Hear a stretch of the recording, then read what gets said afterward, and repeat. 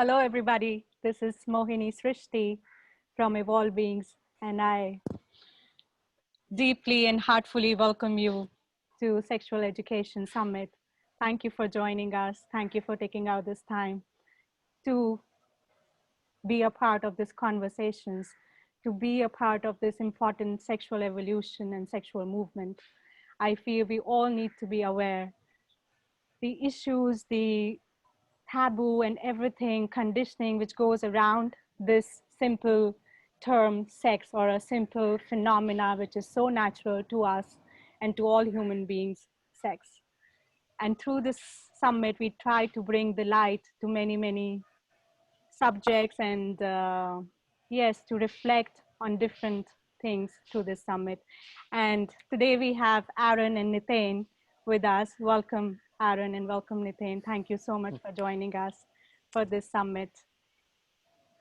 Niten, I personally know since many years. In fact, I can say that since my first Tantra festival in Copenhagen, I know Niten personally, and I've seen his journey and transformation through Tantra, and he is a great teacher. I have learned also personally so much with him, and he has been teaching since last 10 years with Tantra Essence, and currently he teaches individually also, and he organizes a lot of Tantra festivals, such as he's a co-creator with the Biza Tantra Festival, plus the Croatia Tantra Spirit Festival.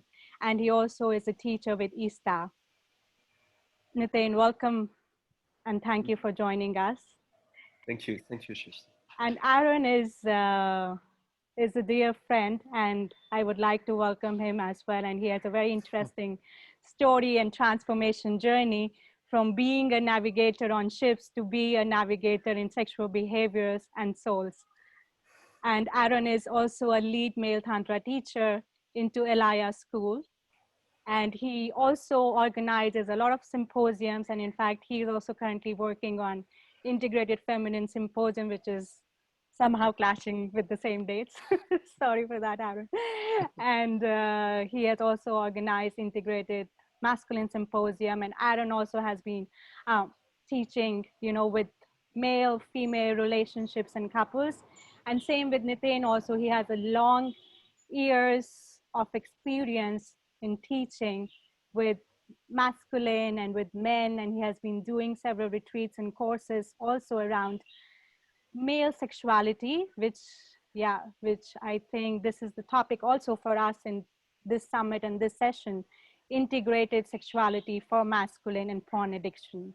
So welcome everybody. We start from here, and thank you.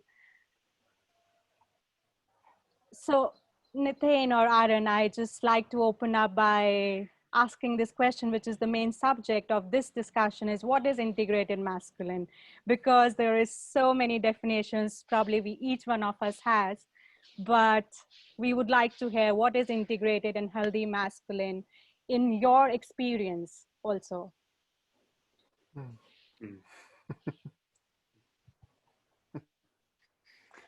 Do you want either one of us to answer? What's best for you? Anybody can just, I have just thrown the ball to two of you, so anybody just pick it up and play it. Okay, great. I mean, I think that the conversation of integration just means full wholeness. That means that all aspects of the self are welcome, are seen, are recognized. The light, the dark, the good, the bad, the kind, the cruel, all aspects of the human experience is integrated. So when we refer to integrated masculine, it just means those masculine characteristics that we see and recognize in the world, they're integrated inside of a being.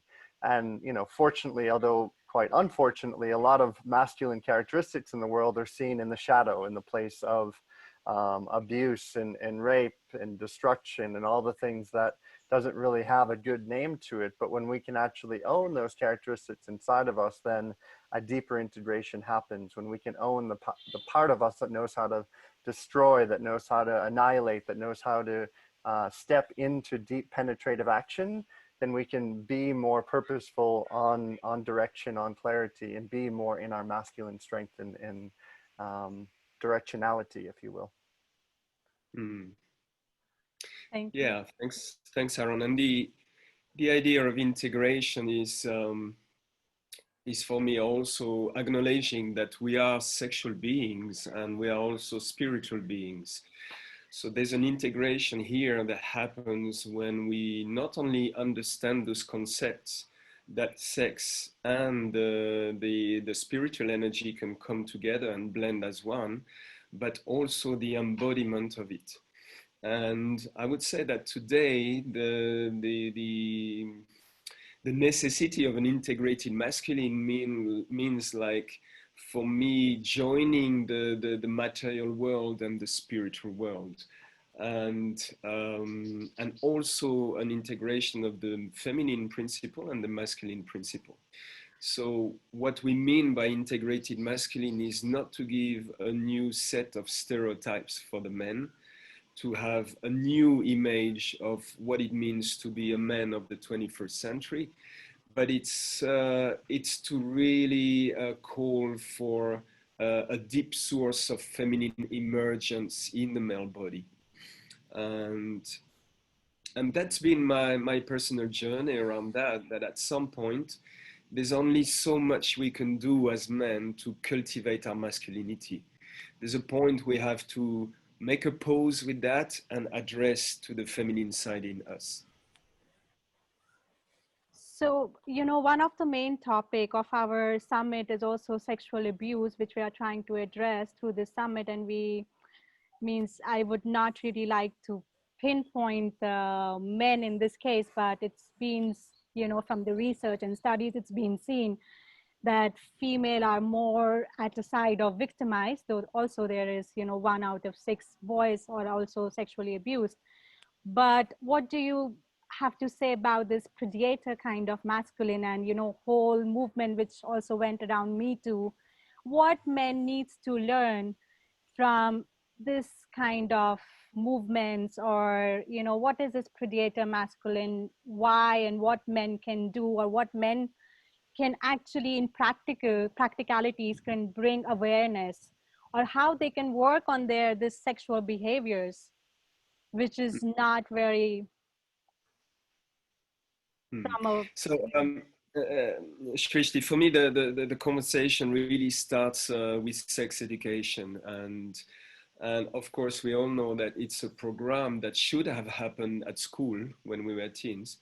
And a sex education that starts with the understanding of consent and boundaries. So consent means being aware that the dynamics that take place when I become intimate with the other, and it's a consent that revolves around what's happening when I bring consciousness in my actions, in taking or receiving, giving or receiving, allowing and serving and accepting. And these dynamics that happen, and especially in intimacy, is there a full consent around that? And I would say even before the intimacy happens. So, for example, taking is an action for my own benefit, while allowing the other is for the other to take benefit from my action. So I think there's few fundamentals of the sex education that really we should have integrated at school when we were 13, 14 years old, and especially around these two parameters, the boundaries and the consent. Very few of us, unless we've addressed it, we understand what boundaries mean.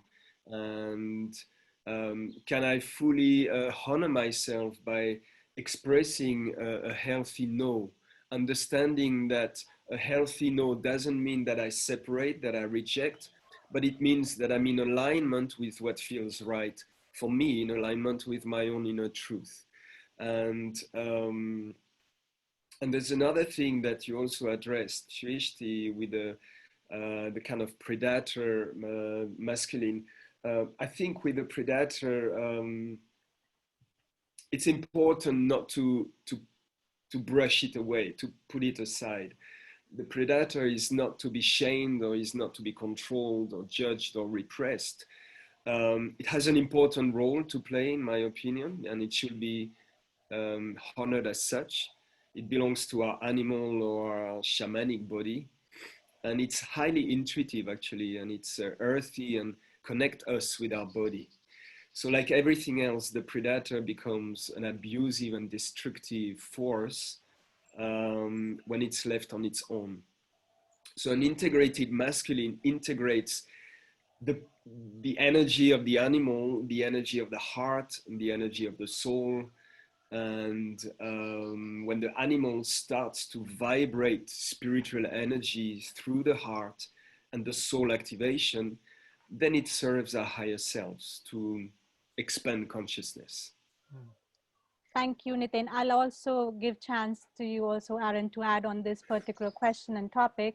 But just to, Niten, but how do you say in today's, era and world where man is mostly money driven, the mind is so much only money and power driven, that how he focus on this integration of heart, soul, what can inspire him, like maybe yes, more sex education awareness programs or tantra awareness programs, but the whole collective energy of masculine is chasing power, sex, which is, yeah, so power, money, and so how this dynamics should be changed, that the focus of masculine also goes on this integration of heart and soul and sexuality and like a wholesome experience for himself.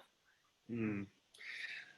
Well, the collective is one reality and the individual is another reality. And as we know, we can only work on ourselves. So yes, to tantric courses, tantric trainings, trainings that address to the masculine, to men's work.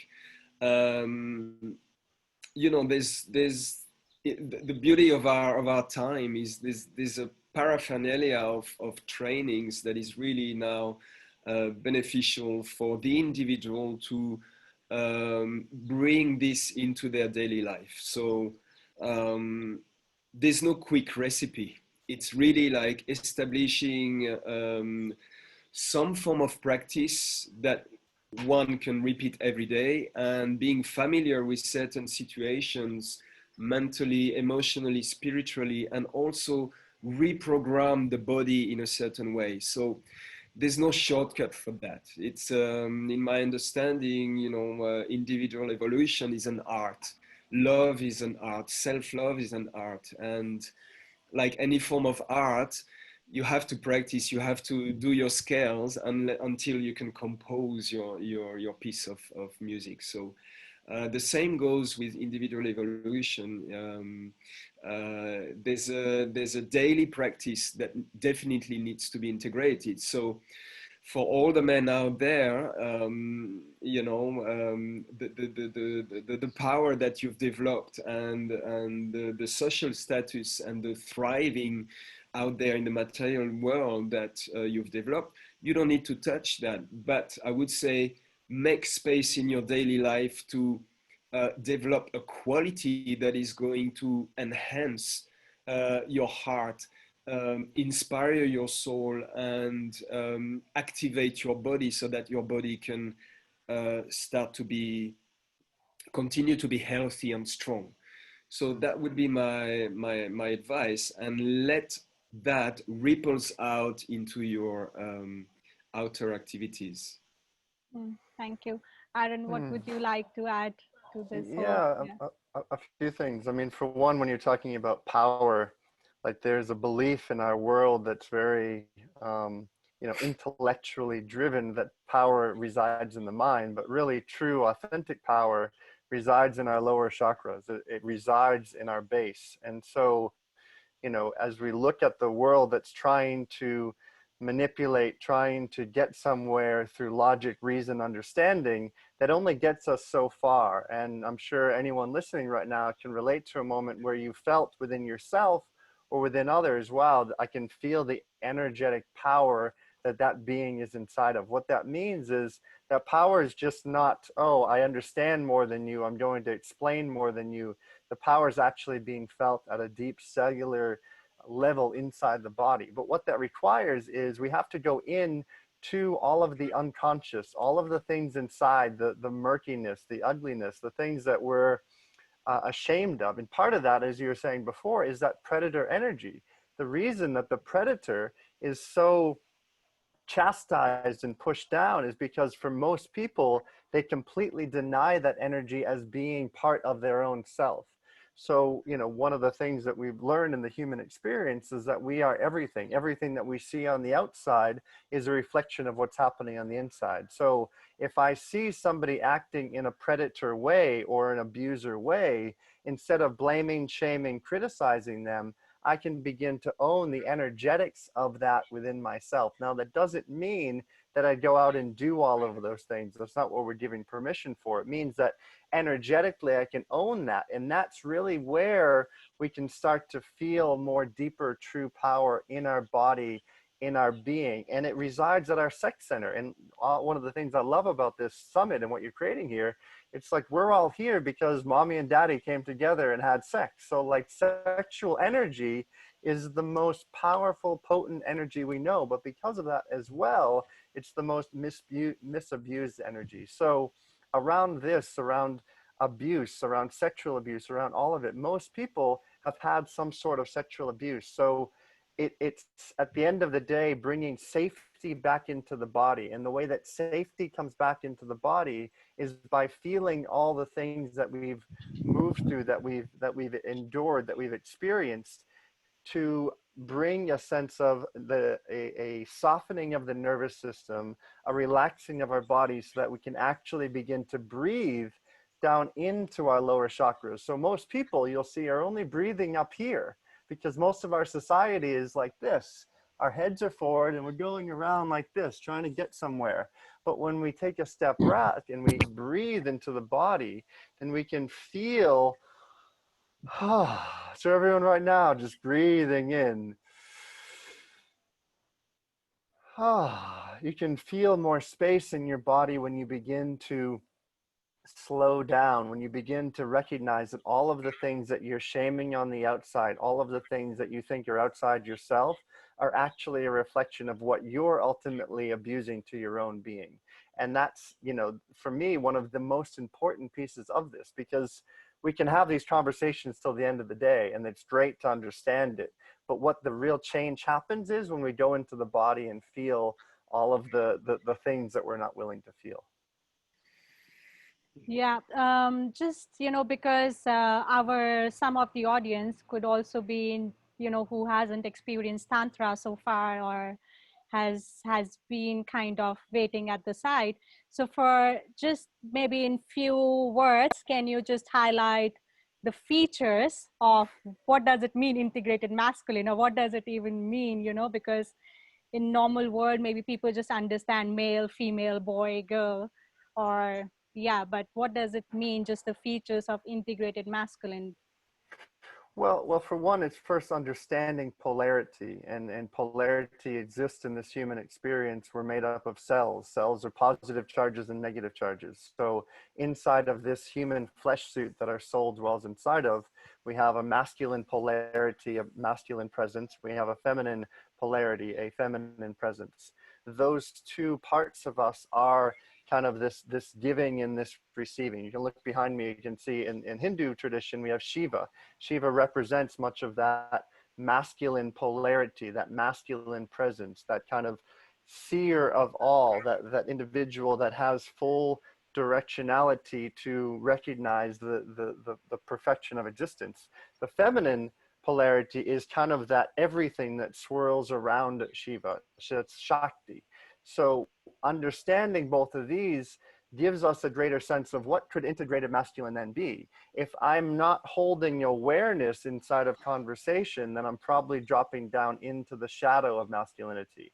If I'm blaming, shaming, and criticizing and consistently not willing to actually like vibrate energy into my body, then I'm just staying in here in my head trying to understand the world. And again, I'm in the shadow of masculinity. So integration means that we understand it here, we can feel it from our heart, we can dive into our emotionality, and we can also have a conscious awareness, a conscious like energetic of our sex center as well. So these four centers being online, feeling, vibrating, dancing with life around us, then we can begin to feel the different sides of polarity in within femininity, within masculinity. There's of course a lot more inside of that, but just a basic construct of the human experience is important for someone who maybe is just listening for the first time. Yeah, so just in few, headings like words, I would say presence from your just now conversation, owning responsibility, understanding polarities, which means also understanding the feminine aspect of our own self, and anything I'm missing out of, you would like to just highlight in one or two words. It's the ability And emotions, you said emotions, like also understanding, because for men especially, you touch base on emotions, that understanding the emotions and heart. So yeah, it's understanding the emotions, and this is really where to like I'll speak from my experience just for a moment. I came from a maritime military background. Like I never thought I ever wanted anything to do with emotions and all of that weirdness. I knew logic, reason, understanding. And yet when I found myself diving deeper into human behavior, deeper into self-development, I could only understand it to about this point. So what happened was I then had a capacity to go into the body, and then going into the body, it was like, oh, I could actually start to feel more. That was actually going a bit more into my femininity. And the thing about this is often the most suppressed feminine energy is in a male body. It's not in a female body. So that's kind of a revelation, I think, for many people, because the feminine in a man is terrified of actually coming out and being seen, as Niten was sharing so beautifully before. And so what integrated masculine means is that it's like we are fully alive and aware to our presence, but we also have the capacity to feel everything in our body. And because if we're not feeling, then we're just another talking head trying to get somewhere in the world. And we have enough of those, and the world's falling apart because of it. yeah, so feeling also, yes, that's the top line. Please mark it, huh? Nitin, you would like to add only in few words, like really like just headers which people can keep it for their notebooks. Yeah, Aaron summed it up pretty well. Maybe just pointing to I think there's a deep longing in all of us, and a deep fear of the multidimensionality of our beingness, if I can put it like that. And I think part of it is that we've been conditioned to function through dualities. Like Aaron was saying, we've been identifying to one polarity or the other. I'm a man, she's a woman, I'm a material person, I'm a spiritual person. So I think all of that is exploding into pieces in this particular time that we are living, and it's good news. I think there's a revelation on the individual and collective level that I'm I'm actually a multidimensional person.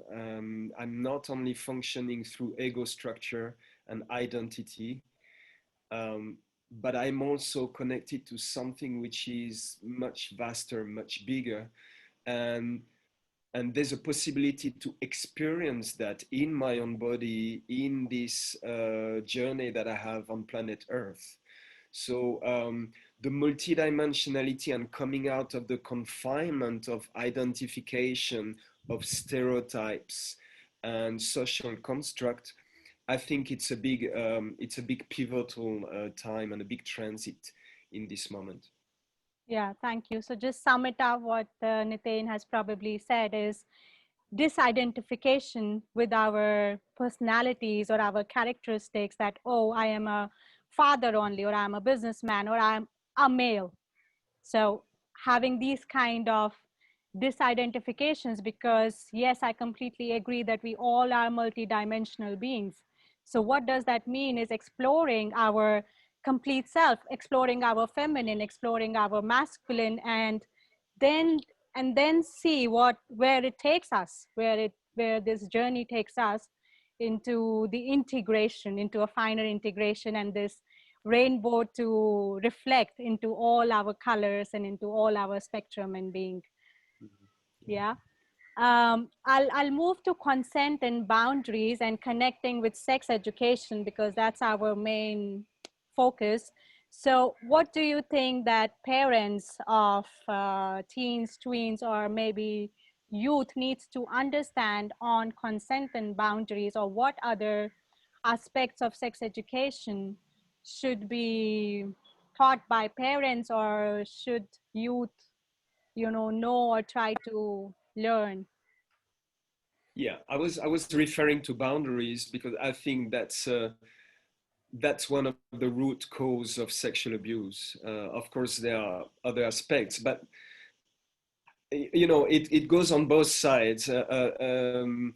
I may do something to you that I have no idea is going to trespass your boundaries, and just because I'm just myself and I'm just going to allow myself to make an action towards you, and you may not be at all in tune with, does it feel right for me to receive this action or not?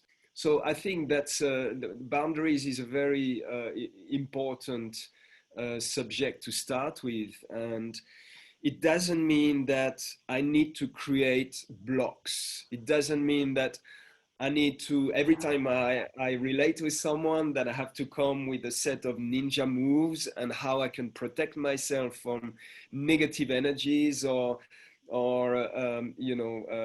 aggressor and so on. But it really means that in this particular moment, do I have enough consciousness to see where is my point of alignment? In other words, where is my yes? And this yes may be a no tomorrow. So there's really like a moment of pausing, especially when we are in the subject of attraction, desire, arousal. Um, we do insist in tantra, and we integrate that in our training in the integrated masculine, of slowing down, not only in sex, we can come back to that later, but slowing down, pausing for a moment.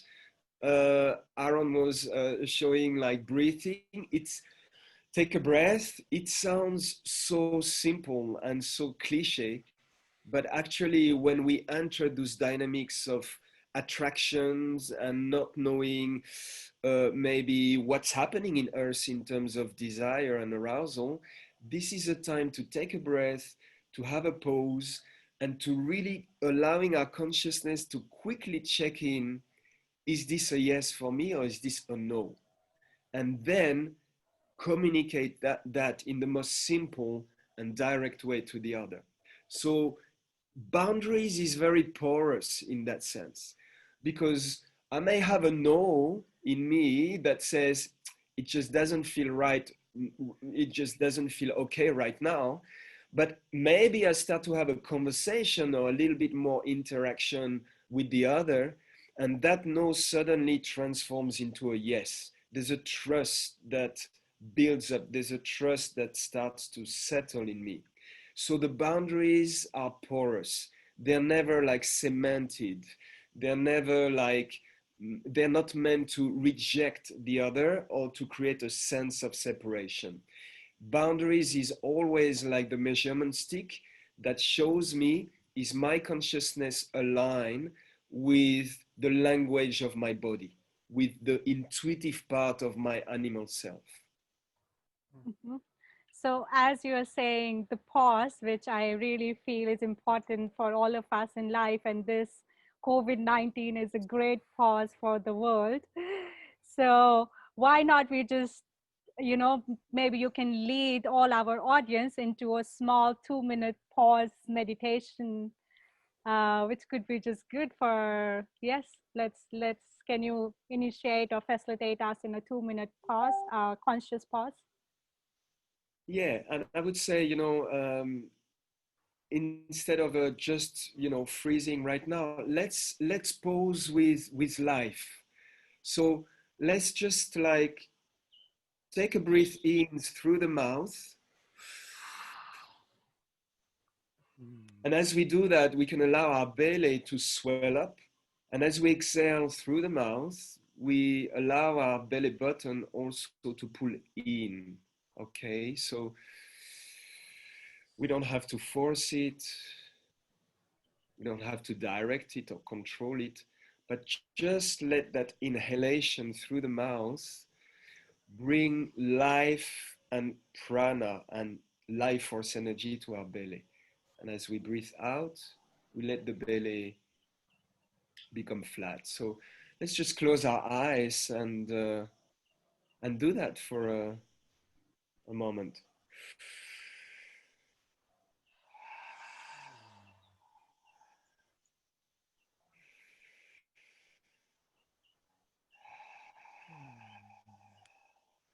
And let this breathe in be a gift, because it is a gift. And understanding that each time we breathe in, we take life in.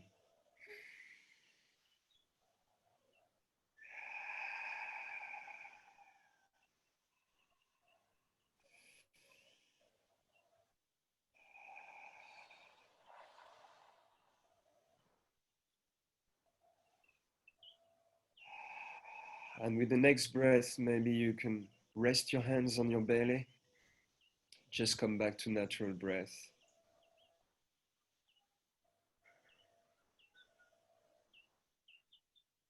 And right now, maybe you can direct your consciousness in monitoring, observing the movement of your breath, of your natural breath.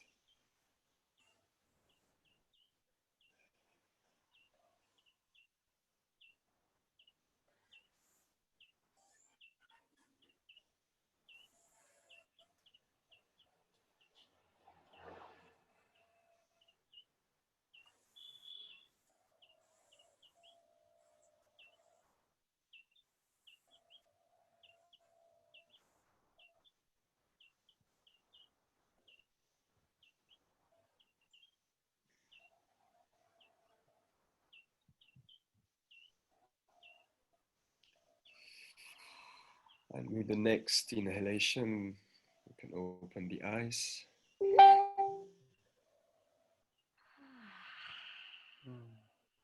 So the breath is so obvious that we just tend to forget it. Aaron was pointing to the necessity to breathe deeper than usual, to bring the breath way deeper than just the shallow part of the throat area. And I think there's really a treasure in that. What we just did, we can do that a few times in a day. We can do that every time we feel we're just entangled in stress and tension. Wherever you are, if you're at work, you can just, lock yourself in the toilet for a moment, take literally 3 to 4 minutes like we just did now, and it's a reset. So a simple way to reset would allow suddenly your awareness to enlarge, and not only that, but your whole nervous system to come back to a place of calmness, of peace, of neutrality, of clarity, of objectivity. Thank you so much, Niten, for helping us navigate through this pause. And this is what is the biggest message of these times, is understanding this pause and not fighting with it. Just deeply relax our circle of life, just to take a back seat, just take a back step, and see our own life as a cinema and just breathe into it. Mm. And this is also like a very important message for either masculine or feminine, one in male bodies or female bodies, is just to take pause the whole, every day. I remember from a friend who's a very famous Bollywood actor, a musician, and he has his clock, his alarm set after every hour.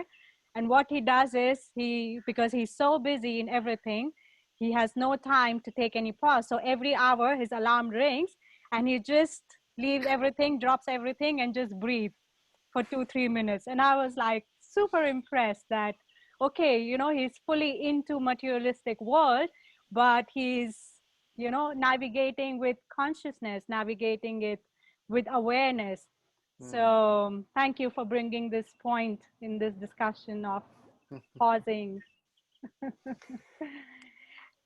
Yeah, and I want to back to what your question you were saying before on the sex education for children and porn addiction in this. And I just want to actually connect the dots for people between this pause and what we can actually show up as a parent. Because what happens is anything that you as a parent are experiencing with your child, with life, with, they're touching their genitals and you're like, oh my God, what's wrong with my child? Things are getting crazy.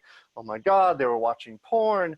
All the things, all what that requires is for you as a parent to actually take that pause and to ask yourself the question of, what is this in my outside reality? What is this reminding me on the inside? So we're utilizing life as an education for growth. We're utilizing our experience as a parent to say, wow, I'm getting a little bit frustrated with my 5-year-old or 10-year-old because he's touching this or he's doing like this. Can I obviously hold him in a container that allows all of him to be present without, the biggest thing that happens for parents is that they have so much sexual repression themselves, and all they do is project that all over their children. So the really important piece in this conversation is that the parents actually learn to take a pause and to reflect inside and to say, wow, maybe my child is starting to reflect all of the trauma inside of my own body that I have not been willing to feel for myself. So if you're listening to this right now and you've been sexually abused, you've been traumatized, you've been inappropriately touched, whether you're a man or you're a woman, and now you're in the role of a parent. I'm just going to speak something very matter-of-factly, whether or not you agree or not. Anything that you have not completely moved through that is residing in your body as trauma, at some point you are going to project it, you are going to express it. It's going to come out in a way that's going to surprise you towards your children. So what that requires is you as the parent have to take all of that and look deeply into yourself and to feel, to have the conversations you're not willing to have, to feel and to move through all of the things that you've been suppressing for a long time. Because if you do not, if you continue to suppress that, your children are going to express it. It's such a like storybook tale that's so foundationally accurate. I look at my my brother has 2 kids, and one of the personality characteristics that he often wasn't willing to really own was this part of him that was like very, what's the word I'm looking for? Like stubborn, like very stubborn. Like he didn't want to own his stubbornness. And his son, who's now, 15, 16-year-old, he always experiences him as being a very stubborn boy. And I kept saying to him, I said, oh, how you doing with that stubbornness? How's that working out for you? He's like, yeah, I don't know, but I'm really upset with my son because he keeps being stubborn. He's doing this. And I'm like, well, what's that meaning to you? And we had this conversation for probably like 10 years. And then finally, I was talking to him one time. He's like, wow, I learned something. I had to go into my own stubbornness. And then when I did that, my outside reality changed. And this is such a foundational thing because that's directly applied to our sexual education. If you as a parent are suppressing any of your sexuality, then either your children is going to be super expressing it and wildly prolific and just crazy sexually, or like closed, locked doors, like in a dark cupboard, afraid to be expressed. So what a healthy relationship is with all of this is, you know, a place where all of the conversations can be welcomed. You're not, as a parent, trying to have them, but when your children brings them up to have a conversation, you're inquisitive. You ask certain things. Like, I look at my partner Raven, I love the way that she, you know, has conversations with her two kids, because it's not like, oh, you need to go do this, but when they start to ask her questions about, you know, sexuality or about their genitals, it's like there's an open book for to go as deep as they want to go, but she's not going deeper, not going beyond them. She's meeting them where they are, and that's really important. And she's done, you know, and I support her with that as well, these conversations. But in that, she's done a lot of that work to have those healthy conversations, and that's really where I feel like sexual education starts. It starts at home. It starts in a place where conversations that you're afraid to have can actually have, but they have to happen with yourself first. Mm. Thanks, Aaron. Um, it's very interesting what you're referring to, and that yes, the sex education starts at home. It is a conversation to have with full transparency with the kids. And as you were speaking, I was reminded of a situation. I've had partners with children, and I had a partner with a 4 years old and 4 years old little boy, and I remember we were actually doing a tantra ritual. It was in the morning, and the child heard us and came into the room, and um, the first instinct of my partner was to like, oh, close the door, and this the kid is in the bedroom, and I remember just relaxing her and actually, no, stay. Let's stay in the energy. Let's stay of what we know is beautiful. Mm, Let's stay in what we know is prayerful. mm, Let's stay in love. mm, Right now, we are making love. We are creating an energy field made of love.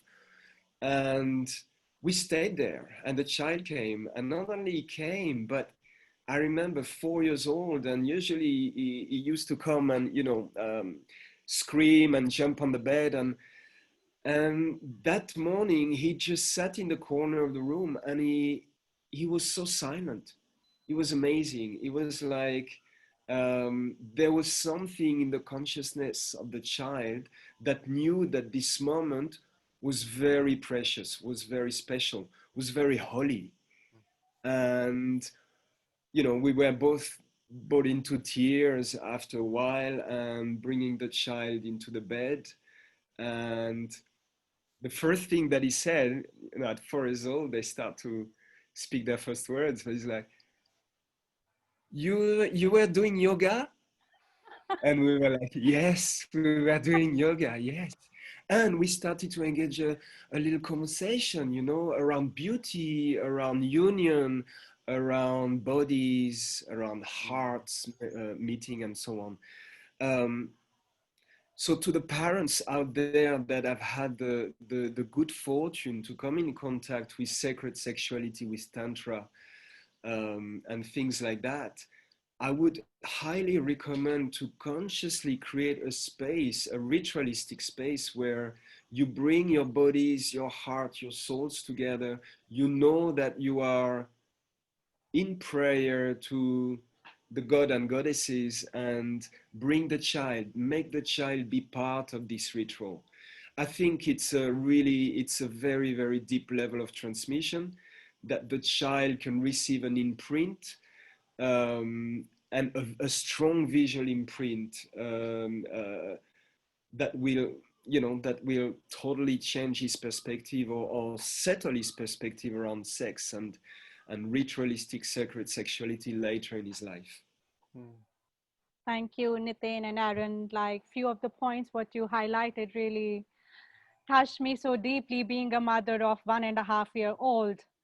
like Niten, when you said that sex education is something that has to be very transparent between parents and this child relationship. And and yes, you know, I see my own child from very like 3 months or 4 months year old, he just loved touching his genitals. And for me it was surprising because it was like first time I'm spending so much time with any baby, and I'm like just studying him like wow. And then my mother, or you know, the nanny comes and she tries to remove the hand and try to wrap him you know, quickly in a nappy or a diaper, and I'm like, no, let him enjoy. If he does not touch himself, then who would else? So it's just very natural for the babies, even when they are tiny, to just touch themselves and let them touch. Like this is what is setting the sexual foundation of your child as a baby itself. Hmm. And like Aaron, you were saying that if the parents themselves has any kind of trauma, then of course we project a lot on our own child. So it's, and I know that as a parent we always want the best for our children, but this best definition is again according to our own self, and is being driven by our own influences and experiences. So it's very important, and that's what is the agenda or focus through this summit, to bring light to these subjects, that what kind of sex education parents should be teaching to their children, because and what they need to know themselves also. Well, So yeah, I just, oh, go yeah, ahead. yeah, sorry. I just wanted to point to Shrish, to the, you mentioned about porn. So just a few words around porn, porn addiction. The the main issue that I see with porn is that it gives a very wrong idea of what sex is. It distorts the reality of sexual encounters. So it's really showing a tiny portion of what sex actually means.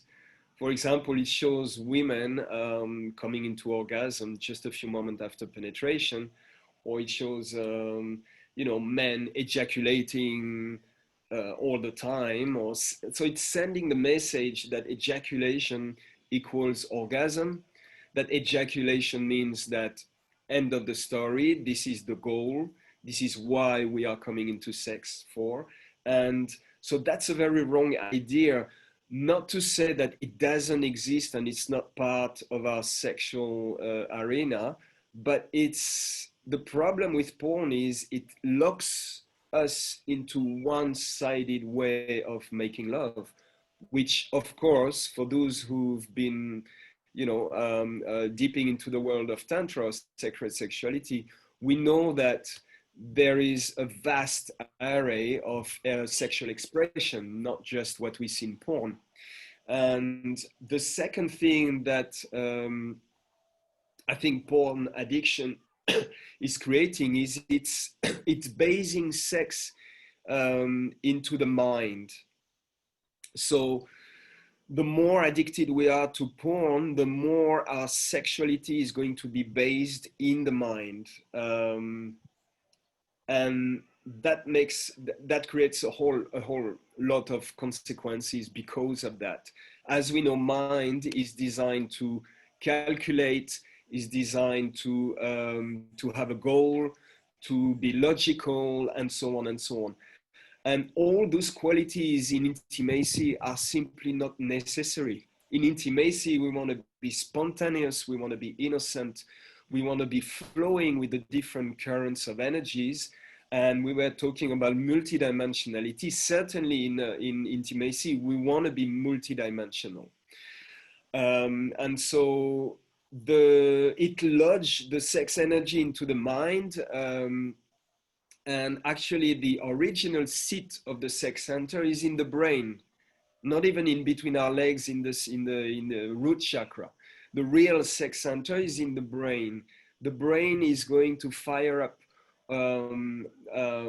all kinds of different messages as we are coming into arousal and excitement, and it's going to send those data into the rest of our bodies, into the rest of our senses. So um, the sex that is based in the mind creates a confinement. And then what happens is the mind likes to repeat things. So the next sexual encounter, we are going to try to copy paste the same thing over and over and over. And that's one of the tragedy, especially for, I would say for both genders, but especially for men who are, you know, very much oriented to performance, that there's a lot of men out there that find a good formula where, you know, their partner is coming into orgasm or not, but bringing them pleasure, and then they're going to stick to the same formula. So the script is always the same. And you know, we could go on talking about the absence of foreplay in porn, which is also like a super important element of sex. How long we stay in the foreplay, how much we build up, and that actually, are we only concerned with sex, or are we also concerned with intimacy? And in my understanding, healthy sexuality brings a lot of importance to foreplay and intimacy, and sex would be like the crowning of that. Exactly. Aaron, would you like to add? Means we are aware, and Niten has, you know, put a lot of light on the problems from porn addiction. But let also look into the solutions for the youth, or for men, or for women who are addicted to porn. What can they do? Because it's an addiction. An addiction could be of several things, and porn addiction is one of the things. So what can they do to come out of it, or to minimize it, or to reduce it in any ways, or how they can navigate to the other direction?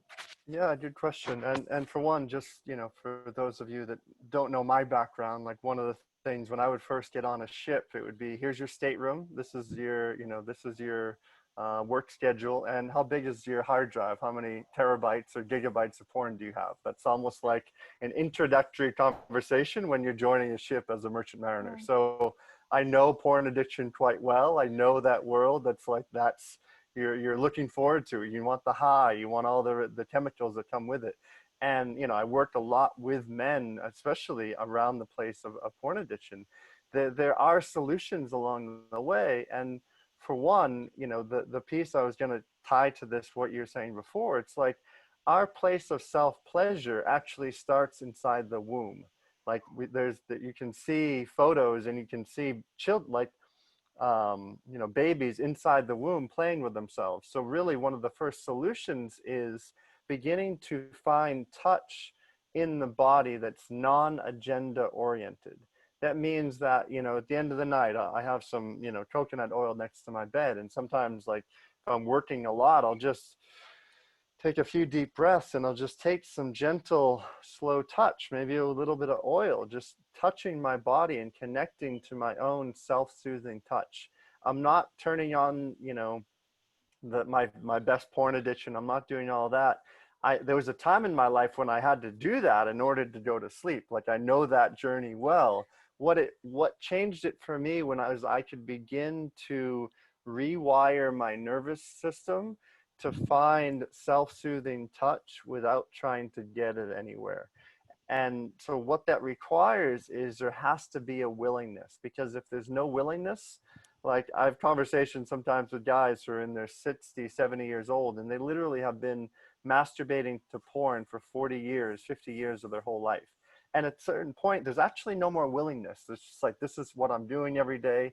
So it requires a deep look into the mirror to say, all of the time you're spending on porn, all of the energy that's in the mind, the fantasies, the desires, all of that. The question is, can you take all of that and begin to move it from the sex center into your life, to have fantasies on what you want to create, to have desires on how you want to show up as a more powerful human being on this planet.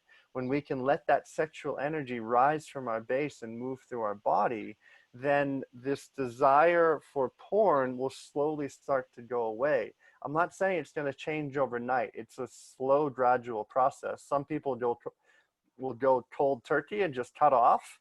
And that's like, can be really powerful, but what you really have to do more than anything is find out your why.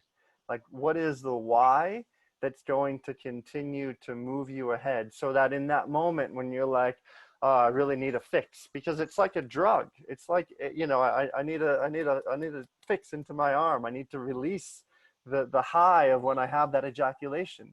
So when you have that, as we've so beautifully have shared, you take a breath and you start to notice, why am I wanting to reach for porn right now?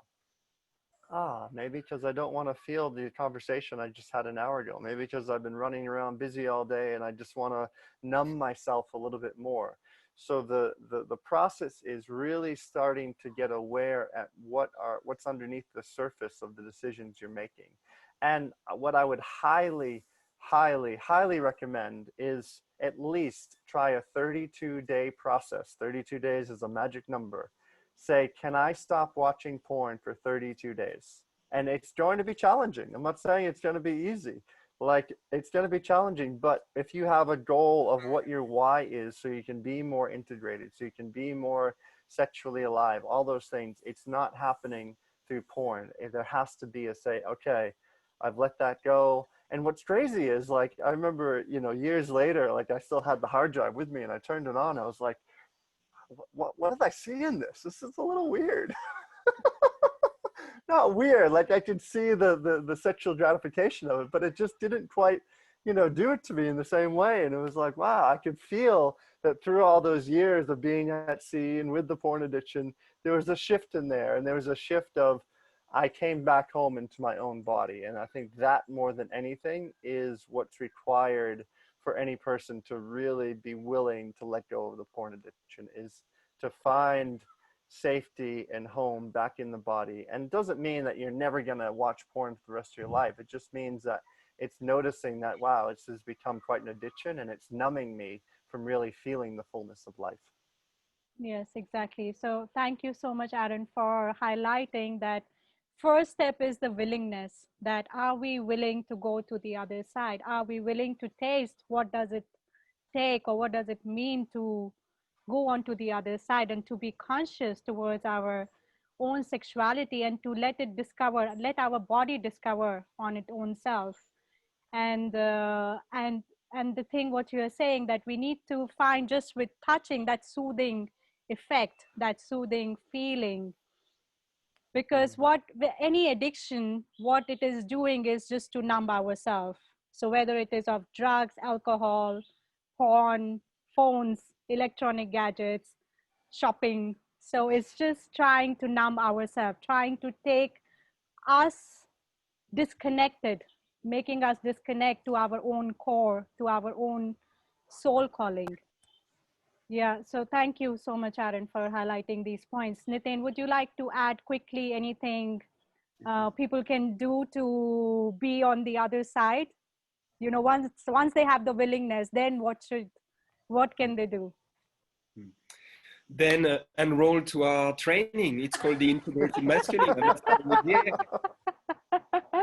Okay. I'm actually serious when I'm saying that, and I want to take it where Aaron left it. It's you know, this building up of energy in our genitals, and of course we've all been doing that as men. When we feel that, it's almost like we have to, you know, if we're in the porn addiction, we have to click on the screen because we don't know what to do with it. So a central part of what we are offering in our training, the Integrated Masculine, is really to teach men, when you're loaded with testosterone, there, desire, arousal, excitement, and don't go into the projection, like reclaim that energy. And yes, it's challenging. Yes, we know that we are so addicted to this quick pleasure, to this McDonald's orgasm when we masturbate and ejaculate, that let's take a moment and it's a practice. So can we be in this mode of practicing the art of redirecting the excitement, which is in reality life force energy kicking in the root center of our body, and what we're doing as facilitators, Aaron and I, is guiding men into contacting that life force energy, claiming it, and let it circulate upward. Because really, that's what it wants to do. Energy naturally is moving upward.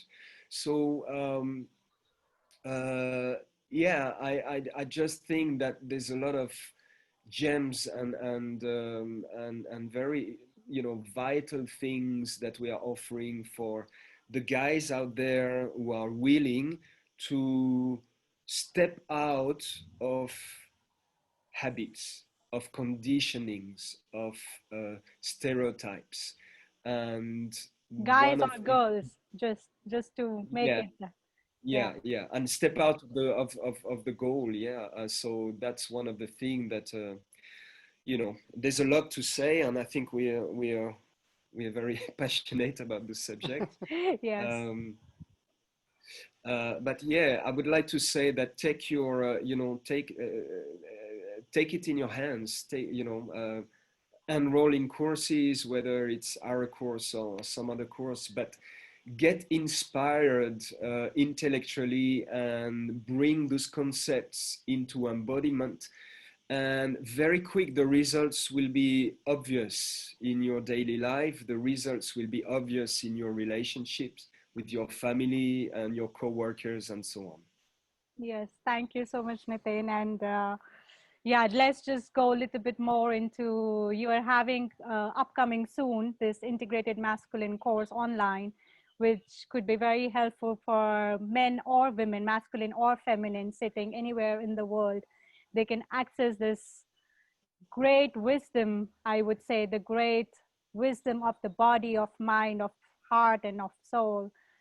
They can access it from anywhere. Would you like to talk a little bit more that what people can expect from this course, apart from, yes, transition from any kind of addictions?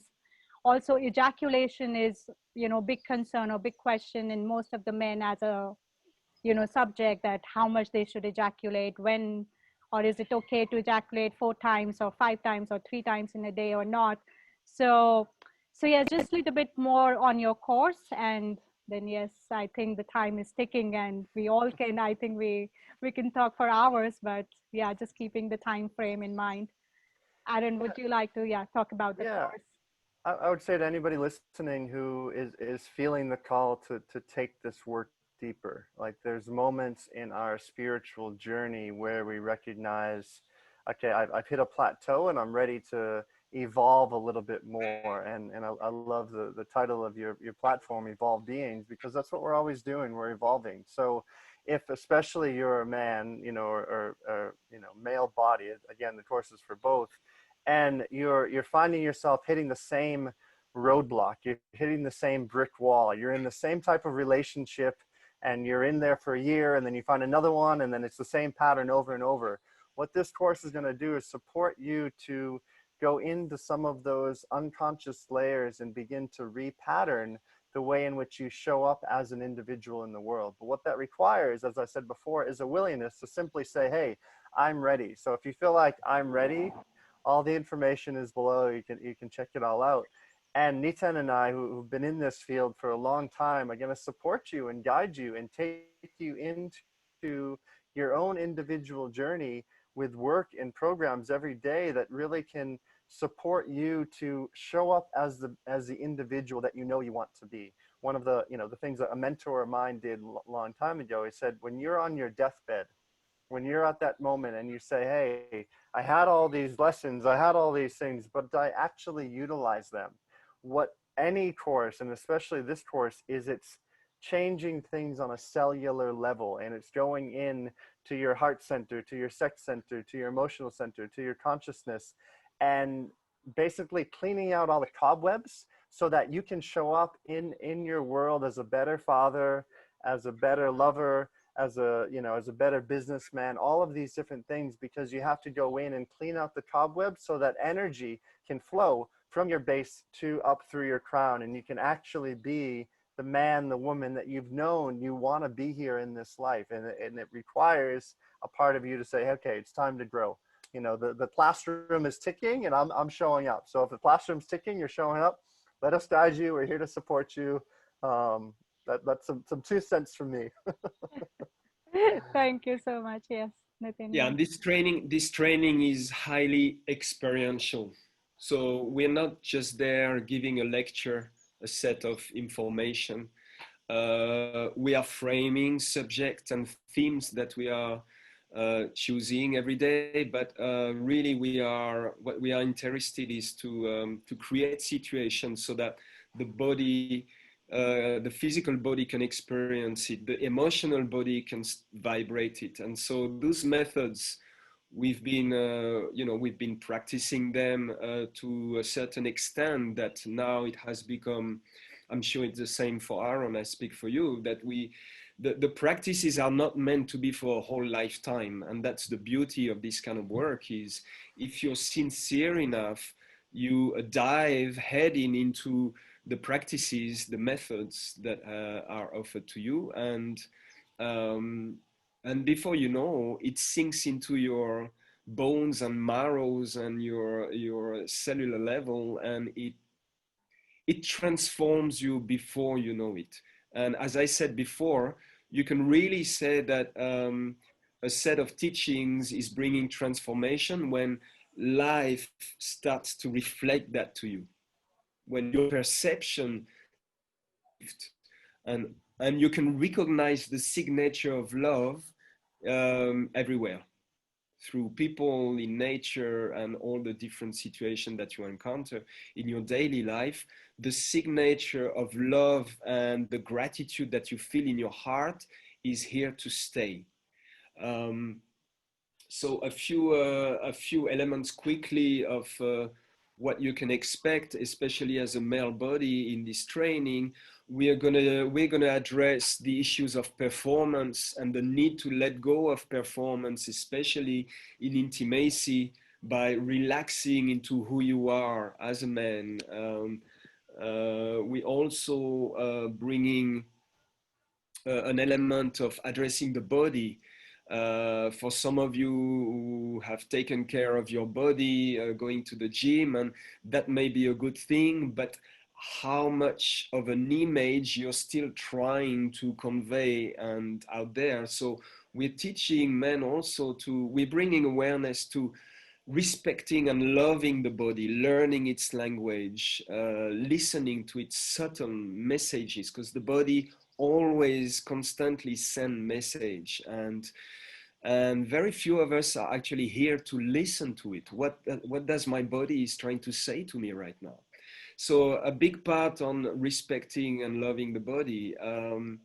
Another important part is the power of vulnerability and the ability to really let those tears come out, and being seen in your vulnerability, and especially being seen through the eyes of your partner, and discovering that actually vulnerability is not weakness. The ability to flow through your emotions is not doesn't mean that you cannot be centered. So we are also addressing then to emotional fluidity, letting go of, some emotions are positive, some other emotions are negative, and we don't go there. We are opening up to the whole spectrum of the emotional body, and we let it vibrate through this physical body. We're also addressing the healing of the past wounds, all the traumas and the hurt that we've received, especially in early childhood.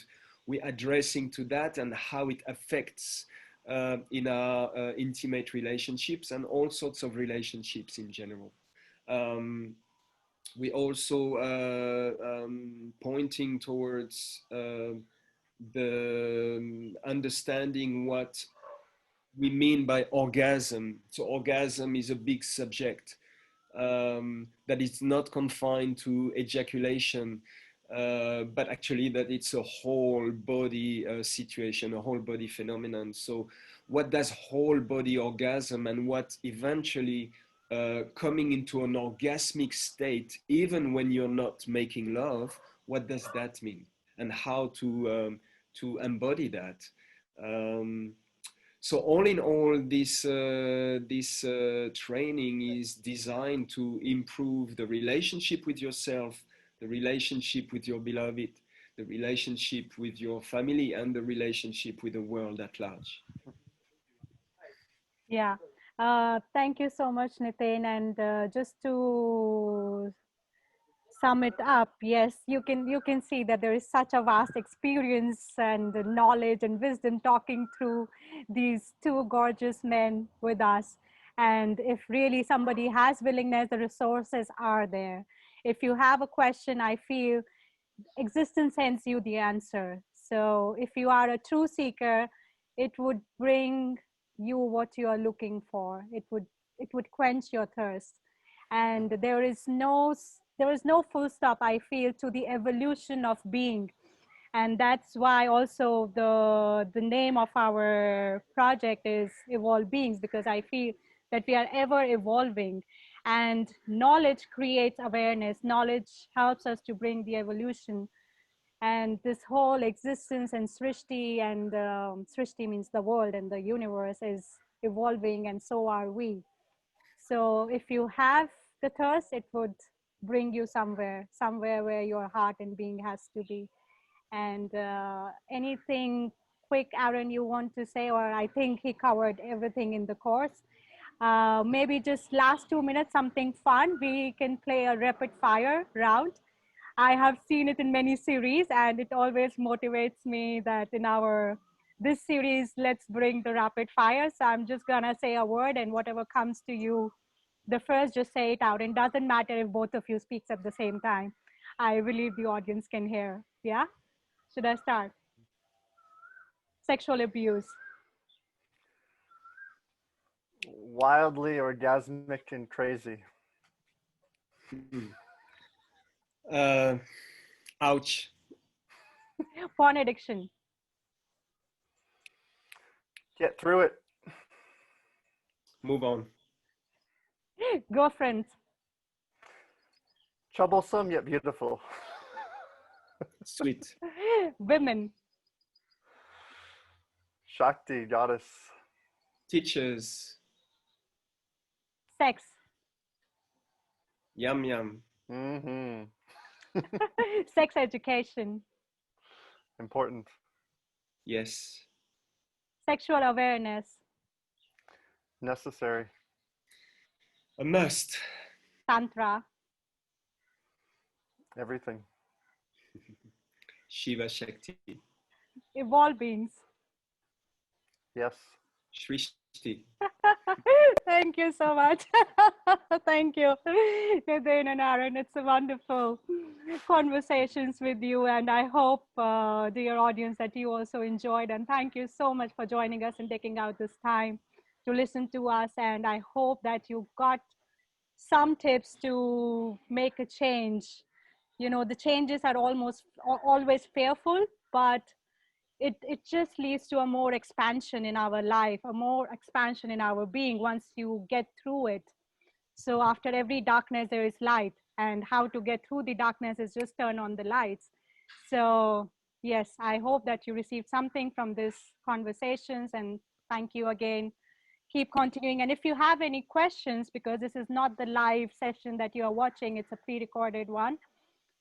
Due to the time constraints, we had to do this as a pre-recorded session. So if you have any questions, please write it to us at contact@evolvebeings.com. You can also find the email address on our website. So if you have any questions for Aaron and Niten, just write it to us and we will try to answer it in some or other way. Thank you. And the integrated masculine course, you can find it in September with Evolve Beings. We would soon send you out the newsletters when it's ready. Thank you so much. Thank you, Aaron and Niten.